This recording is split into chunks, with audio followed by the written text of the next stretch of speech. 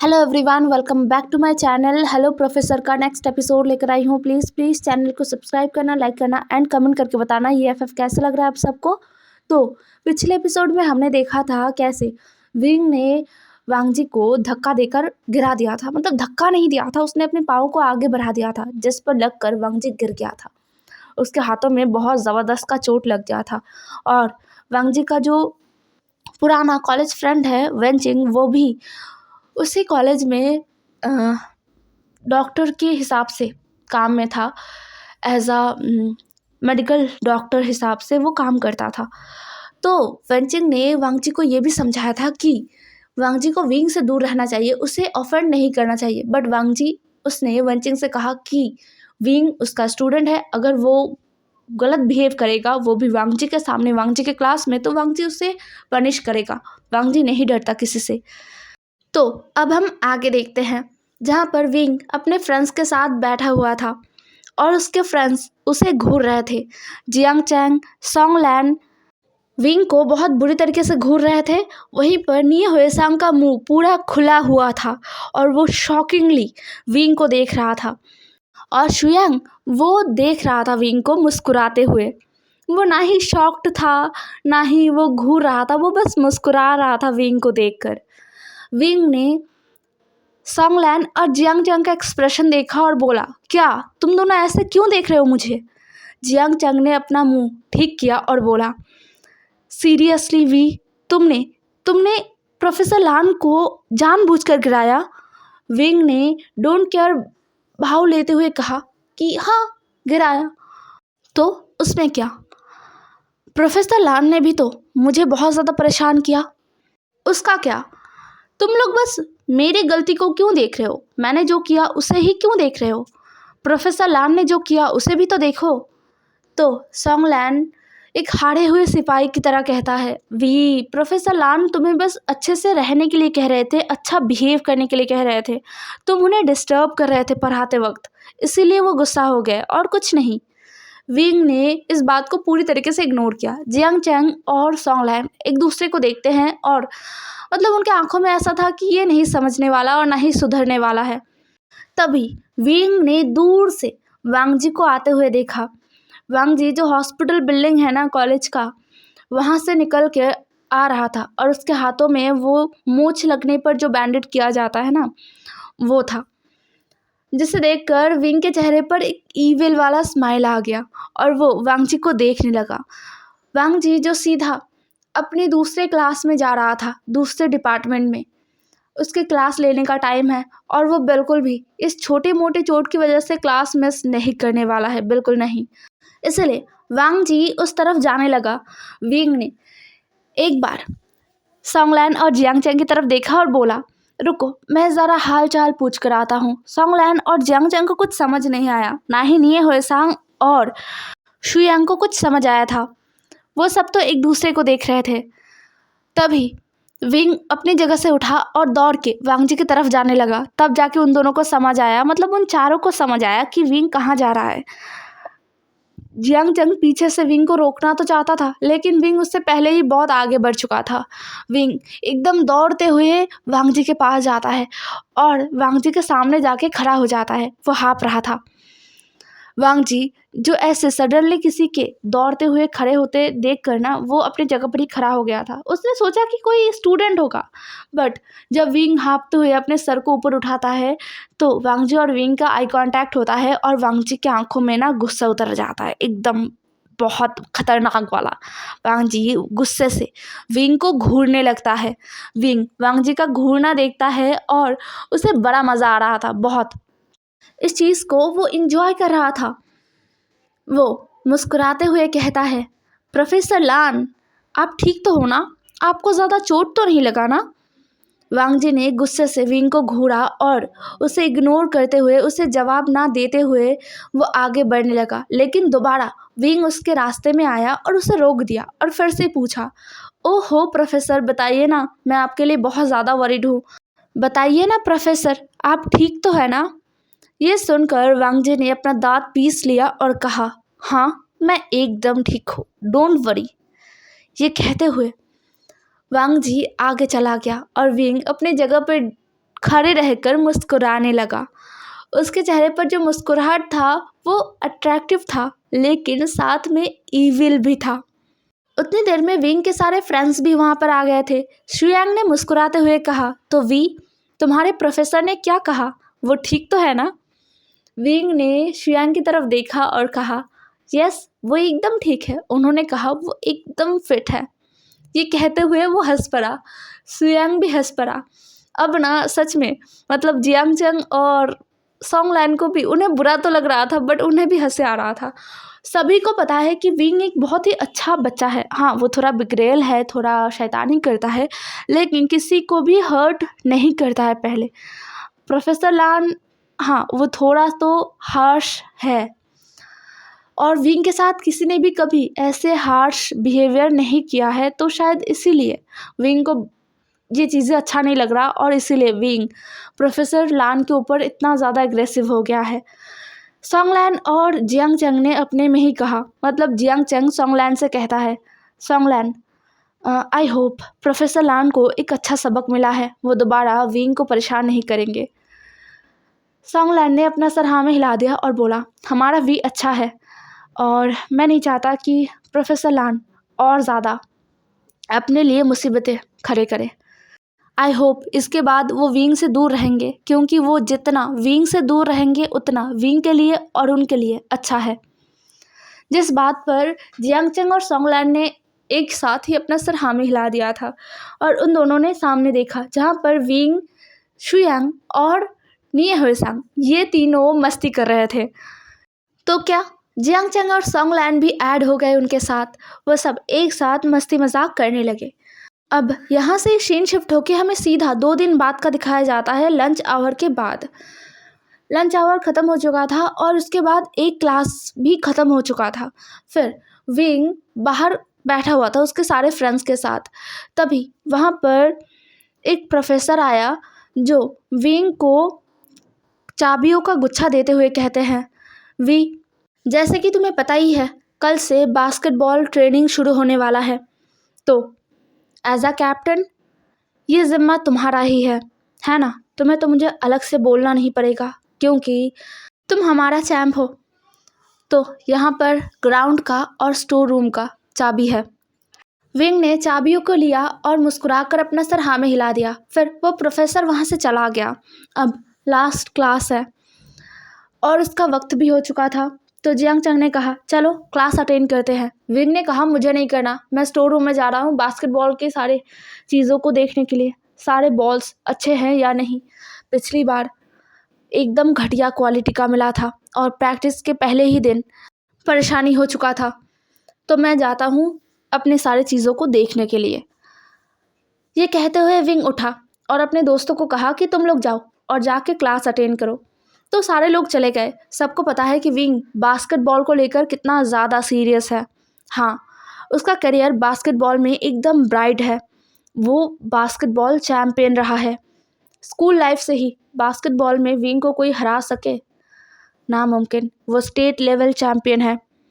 उसे इंटरनेशनली जाने का मौका मिला था, लेकिन उसने अपने मौके को एक और इंसान को दिया था। मतलब वो अलग ही स्टोरी है। कभी फुर्सत से विंग के फ्रेंड्स आप सबको सुनाएंगे। वो बहुत ही अच्छा वाला एक स्टोरी है। खैर, विंग चला गया स्टोर रूम में, जहाँ पर सारे जितने भी तरह के स्पोर्ट्स होते हैं ना, उन सारे चीज़ों का एक भंडार है। मतलब वहाँ पर बैडमिंटन, बास्केटबॉल, हॉकी, क्रिकेट, जो भी कॉलेज में खेला जाता है, फुटबॉल, सारी चीज़ों का जगह वहीं पर है। मतलब वहाँ पर सब कुछ रखा जाता है। स्टोर रूम में जाते ही विंग ने चाबी से दरवाज़ा खोला और वो अंदर चला गया और उसने लाइट को ऑन किया। फिर वो सीधा चला गया जहाँ पर बास्केटबॉल्स को रखा गया है ना, वहाँ पर वो जाके वहाँ पर बॉल्स को अच्छे से चेक करने लगा, एक एक करके सब कुछ। थोड़ी देर बाद, मतलब आधे घंटे बाद, उसे रियलाइज़ हुआ कि हाँ, सब कुछ ठीक है। फिर उसका नज़र गया कि कुछ फुटबॉल्स भी आए हैं नए, और कुछ टेनिस का सामान आया है, जिन्हें विंग अच्छे से देखने लगा। तभी करंट चला गया विंग तुरंत अपना मोबाइल निकालता है और देखता है उस पर चार्ज ही नहीं है, और ये स्टोर रूम ना बहुत बड़ा है, बहुत ज़्यादा बड़ा।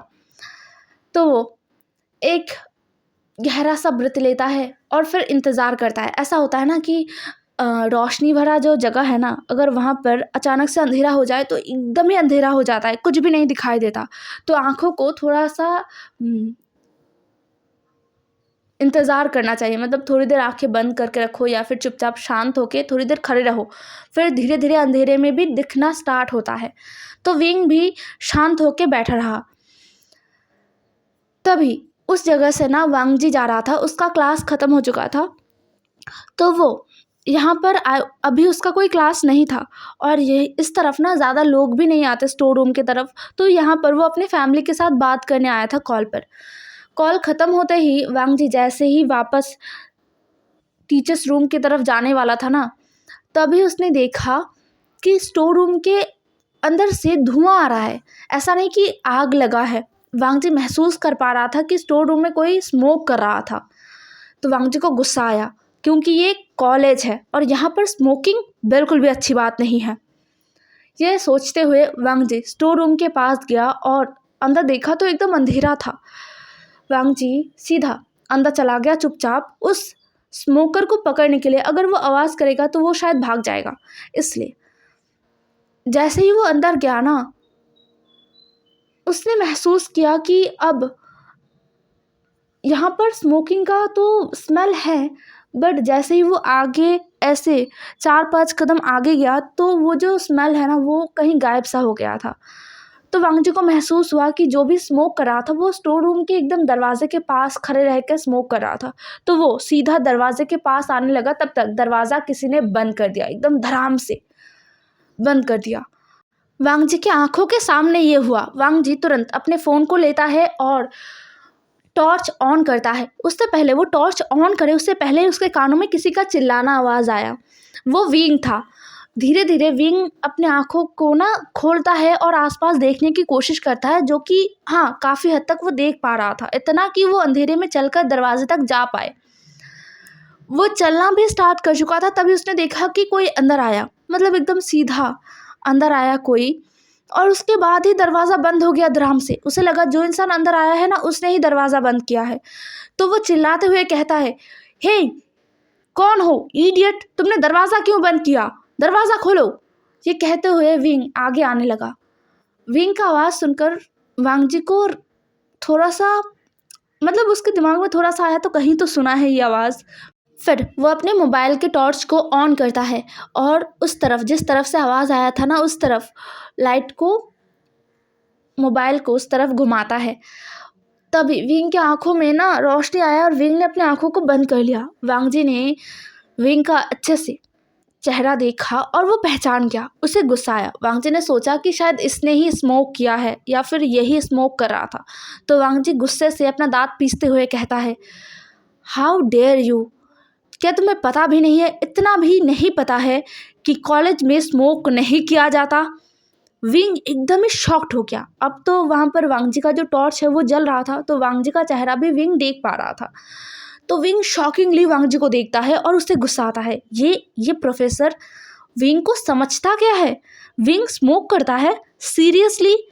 विंग एक सिंगल नशा भी नहीं करता, वो बियर भी नहीं पीता है, क्योंकि ये सारी चीज़ें उससे अच्छा नहीं लगता है, और उसने अपनी मदर से प्रॉमिस किया है कि वो ये सब कुछ नहीं पिएगा और ना ही इन सारी चीज़ों का लत लगाएगा। तो विंग अपनी मदर से किए गए प्रॉमिस को रखेगा और रखता भी है। उसने आज तक ना ही ड्रिंकिंग और ना ही स्मोकिंग किया है, बिल्कुल भी नहीं, कभी नहीं। तो उसने चिल्लाते हुए कहा, जस्ट शट अप प्रोफेसर लान, आप मेरे बारे में पता नहीं क्या ही सोचते हो। हाँ, मुझे पढ़ाई में कोई इंटरेस्ट नहीं है, इसका मतलब ये नहीं कि मैं आवारा हूँ और मैं स्मोकिंग ड्रिंकिंग ये सब कुछ करता फिरूँगा और मुझे नहीं पता कि कॉलेज में स्मोकिंग नहीं किया जाता। आपको लगता क्या है मेरे बारे में, जो थॉट आपके दिमाग में है ना वो एकदम ही गलत है। वी वुशान किसी से भी झगड़ा कर सकता है, चाहे कितना ही रूड बिहेव क्यों ना कर ले, चाहे वो कितना ही शरारत क्यों ना कर ले, कितना ही बदतमीज़ी क्यों ना कर ले, लेकिन वो कभी भी स्मोकिंग और ड्रिंकिंग नहीं करेगा, क्योंकि मैंने अपनी मदर से प्रॉमिस किया है। तो डोंट से दैट कि मैंने स्मोकिंग किया है। और आप इस स्टोर रूम में कर क्या रहे हो? दरवाज़ा खोलिए, मुझे निकलना है। मैं यहाँ पर काम के लिए आया था, आपसे बहस करने नहीं। ये कहते हुए विंग दरवाजे की तरफ जाने लगा, लेकिन उसे महसूस हुआ कि दरवाज़ा बाहर से बंद है। वांग जी जो विंग के पास आया, मतलब ऑब्वियसली वो डिस्टेंस मेंटेन करके ही खड़ा रहा, और फिर उसने कहा, देखा दरवाज़ा बाहर से बंद है, मैंने भी दरवाज़ा बंद नहीं किया है। मुझे स्टोर रूम से स्मोकिंग का स्मेल आया, इसलिए मैं यहाँ पर आया हूँ। लगता है जिसने स्मोकिंग किया है या फिर जो कर रहा था वही दरवाज़ा बंद करके चला गया है। विंग को बहुत गुस्सा आया। वो सोचने लगा कि ये हरकत किसका हो सकता है। कुछ देर बाद उसे रियलाइज़ हुआ कि हो ना हो वही इंसान होगा जिसने ये हरकत किया है। विंग अपने फ़ोन को बाहर निकालता है और खोलने की कोशिश करता है, बस एक मिस कॉल, और कुछ भी नहीं चाहिए। लेकिन बहुत कोशिश करने के बाद भी उसका फ़ोन 1 मिनट के लिए भी, मतलब 1 सेकंड के लिए भी ऑन नहीं होता, क्योंकि उसमें बिल्कुल भी चार्ज बचा ही नहीं था। विंग कहता है, ओह शिट! विंग को बार-बार अपने फ़ोन को हिलाते हुए देखकर, खोलने की कोशिश करते हुए देखकर वांग जी ने गहरा सा ब्रीथ लिया। फिर वो अपने फ़ोन में कुछ करने लगा। वांग जी के हाथ में फ़ोन देखकर विंग ने अपने मन में कहा, इससे ही हेल्प ले लूँ क्या? हाँ, देखता हूँ करता है या नहीं। ये सोचते हुए विंग ने अपना गला साफ किया और बोला, प्रोफेसर लान, क्या आप मुझे अपना फ़ोन दे सकते हैं? मुझे बस एक कॉल करना है। वांग जी ने सीधा सीधा कहा, नहीं, जिसे सुनकर विंग का मुंह एकदम ही गुस्से से लाल हो गया था। ये इंसान अभी भी इस मौके पर भी दुश्मनी उतार रहा है। बट उसके कुछ देर बाद विंग ने देखा कि वांग जी ने किसी को कॉल किया है, और वांग जी कह रहा है, professor, actually I need your help. हाँ, यस प्लीज़, मैं और एक स्टूडेंट यहाँ स्टोर रूम में फंस गए हैं। किसी ने लॉक कर दिया है स्टोर रूम को बाहर से। क्या आप हमें निकाल सकते हो? हाँ please, thank you so much. ये कहते हुए वांग जी ने कॉल को कट कर दिया और इंतज़ार करने लगा। उसके लगभग 5 मिनट बाद जो स्टोर रूम का गेट है ना, उसे खोल दिया गया था। बाहर से किसी ने कुंडी लगा दिया था। जो प्रोफेसर वांग जी और विंग को बाहर निकालता है ना, वो कहता है, पता नहीं ऐसे बच्चे कहाँ से ही आ जाते हैं, कितने शैतान हैं, उन्होंने जानबूझकर ये किया होगा सर। वांग जी ने कहा, बस एक बार पकड़ में आ जाए, उस सीसीटीवी को चेक करना होगा। तो वो जो प्रोफेसर वांग जी और विंग को बाहर निकालते हैं ना, उन्होंने अपना सर हाँ में हिला दिया। वांग जी उस प्रोफेसर के साथ ही वहाँ से चला गया, विंग को बिना कुछ बोले, और ना ही ऐसा कि विंग इंतज़ार कर रहा था। विंग ने तुरंत स्टोर रूम का दरवाज़ा लॉक किया और चाबियों को अपनी मुट्ठियों में कसते हुए वहाँ से निकल गया। तब तक कॉलेज का छुट्टी भी हो चुका था और उसके सारे फ्रेंड्स चले गए थे, क्योंकि एक तो विंग का फ़ोन लग नहीं रहा था, और ऊपर से स्कूल नहीं, कॉलेज ख़त्म हो चुका था और सारे लोग चले गए थे। तो उनको लगा कि विंग शायद अपना स्टोर रूम का काम ख़त्म करके निकल गया होगा, तो वो लोग भी अपने अपने घर के लिए निकल गए थे। विंग भी किसी का इंतज़ार नहीं करता, वो चुपचाप कार में बैठता है और घर के लिए निकल जाता है। उसे बहुत गुस्सा आ रहा था। वो इस मैटर को कल देखेगा, उसे 100% पता है, मतलब उसे सीसीटीवी फुटेज का भी ज़रूरत नहीं है ये पता लगाने के लिए कि कौन था वो इंसान। उसे पता है, पहले से ही पता है कि ये हरकत किसने किया है, और कल उसका शामत आने वाला है बहुत बुरी तरीके से। हे एवरीवन, आज का एपिसोड यहीं पर ख़त्म होता है। नेक्स्ट एपिसोड में मिलते हैं। ज़रूर बताना आज का एपिसोड कैसा लगा आप सबको। Bye bye.